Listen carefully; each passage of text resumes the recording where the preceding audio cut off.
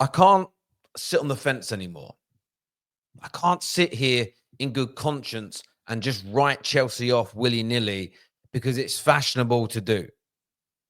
I thought long and hard over the past 3 to 4 weeks about Chelsea, their summer activity, the profiles of player they're buying, the direction they're moving in. A lot of criticism. Gittins, Dilap, João Pedro, and a lot of people stating they're not moving the needle. They are not closing down on the likes of Man City, Arsenal, and of course, champions of England, Liverpool. And I've been sitting on the fence, splinters up my backside, not really stating a full and frank opinion. Part of that is because I wanted to research more. And a part of that research was just listening to Chelsea fans, listening to rival fans talk, who made the best arguments, research those arguments, because I was torn. I'm not going to sit here and deny that. So there has been no U-turn as such. It's simply just my mind is made up.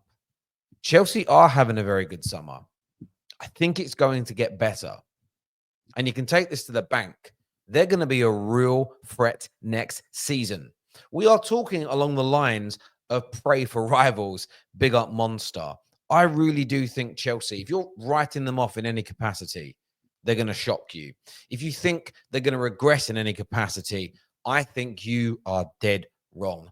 And I look so far at the players they've purchased.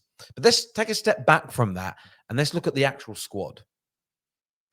They're going into the fourth year of their rebuild. Year one, you could argue you've got to write it off because they bought a lot of experience that was nowhere near good enough.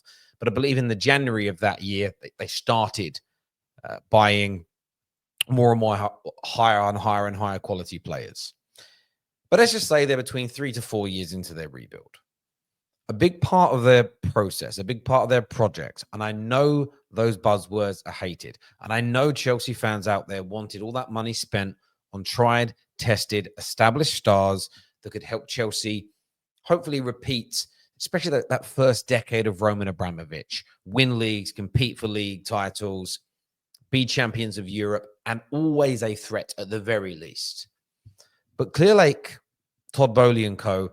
have gone for a different approach, and that is to buy lots of young players with great potential and develop a team over time, with the hope being that when that all clicks 3 to 4 years in, it's a young but well-gelled, excellently coached team that know each other that can dominate for 3, 4, 5, 6, 7 years. We'll then wait to see whether they start adding more experience on top or whether they backfill with youngsters. None of us know the answers to that yet. But I thought long and hard about it, and they were a team last year that, yes, between January and early April, they had a real wobble. But I feel the way they recovered from that, their last 5 or 6 games of the Premier League season, the final of the Conference League, I think they demonstrated real fight, grit. And I believe those young players would have learned a hell of a lot from that bad period of games and then how they turned it around. I look at players like Palmer, who, yes, went for his first period of adversity, but the back end of the season was scoring and or creating goals. He's going to have an amazing season again. I can't imagine that class is just going to peter away. You look at Enzo Fernandez. I think his first year to 18 months at Chelsea were, for the price they paid, borderline disastrous. But you cannot deny the last 6 months, 9 months, maybe even the last 12 months, this man is creating chances. He's helping to dictate play. He has settled into football at Chelsea and in England, and I still think there's a level to go. The other standout name I would mention is Moises Caicedo. Listen, you can put Declan Rice's name into this category. You can put Gravenberch as of last year. You can pick any midfielder you want. Even if they're better than Caicedo, they're not clear. This is one of the most consistent and top-performing midfield players in the Premier League. And again, I don't think he's reached anywhere near his peak. I think the consistency can go up another level. And I'm looking at those 3 players as examples. You've got Cucurella in that mix as well. Reece James, who I issued an apology for at the end of last season because I feel that he was starting to... He had all those injuries. starting to get over those problems, and you really do see that class rise to the top. So there are more than the 3 players I mentioned, but I want to single them out because they were part of that young core group they started buying 2 to 3 plus years ago. They are now coming of age. And I think as they do, with the newer generation coming through, you're developing that experience. You then look at the signings so far. I think Gittins is arguably the most underrated signing of the summer so far. There is goals in there. There's creativity. He loves to run it. He's fullback. He will be such a hit in comparison to Jadon Sancho, plus raising the levels. I'm not a big fan of João Pedro. I've said that before. I'm not going to sit here and suddenly pretend I've changed my mind overnight. However, a lot of people have told me I'm wrong, and I'm always open-minded to misprofiling a player or maybe not seeing the wood for the trees. And I'm open-minded about this one with the volume of people in my DMs, my emails, my comment section. Terry, I think you're wrong, mate. There's a really good player in there. So fair play. Liam Dilap is one, though, that I want to talk about because I think people are writing him off because maybe he's English. That does happen. Maybe because he was playing at Ipswich and people are thinking one season wonder. Maybe it's because he only cost 30 million. And that seems too cheap for the new leading number 9. But having watched him so far at the Club World Cup, you can see a player.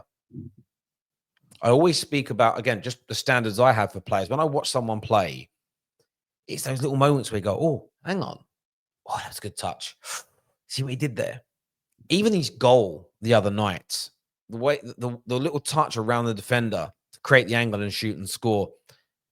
There's a player there with predatory instincts. And I think playing for a side like Chelsea that will create more, get the ball into the box far more than Ipswich will, plus being surrounded by a high quality of player, I think there's a real star in the making. And a player of which I think has been written off a little bit too much.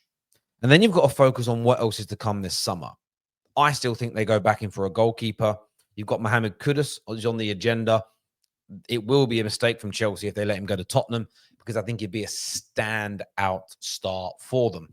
I don't think they need any more in the midfield. I think their midfield with Lavia, Enzo, Caicedo, Palmer is set.